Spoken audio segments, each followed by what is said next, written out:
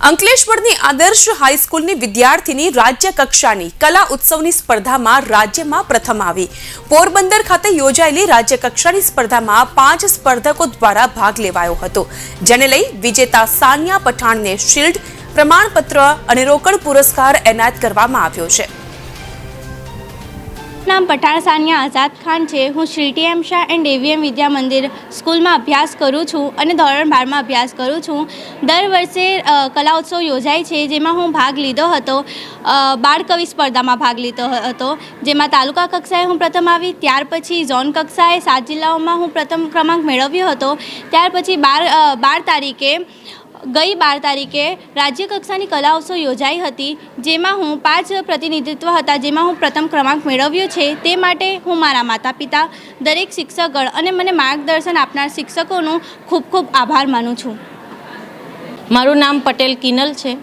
हूँ अहीनी शाळा Shri T M. Shah and AVM Vidya Mandir में ज्ञान सहायक तरीके फरज बजावुं छूं।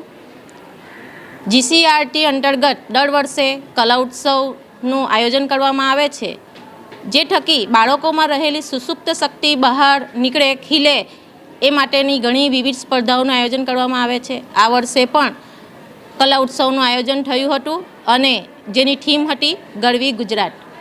અમારી શાળાની બાળકીએ આ બાળ કવિ સ્પર્ધામાં ભાગ લીધો હતો, જેમાં QDC કક્ષા, તાલુકા કક્ષા, જિલ્લા કક્ષા અને ઝોન કક્ષાએ જેણે બાળ કવિ સ્પર્ધામાં प्रथम क्रमांक मेळव्यो हतो अने राज्य कक्षा पोरबंदर खाते राज्य कक्षा कला उत्सवનું आयोजन करवामां આવ્યું હતું, જેમાં ગત 12 તારીખે અમે ત્યાં પહોંચ્યા હતા અને ત્યાં રાજ્ય કક્ષાએ અમારી શાળાની વિદ્યાર્થીનીનો પ્રથમ ક્રમાંક આવ્યો છે, જેમાં દરેક જિલ્લાના દરેક ઝોનના 5 પ્રતિસ્પર્ધીઓ હતા અને આ બાળકીને તે જ સમયે કાવ્યનો વિષય આપવામાં આવ્યો અને કાવ્યના વિષયની ઉપર વિચારીને બાળકો પોતપોતાના મૌલિક વિચારો રજૂ કરતા હતા। આ કાવ્યને તજજ્ઞશ્રીઓ દ્વારા ચકાસવામાં આવે છે અને ત્યાર પછી ક્રમાંક આપવામાં આવે છે।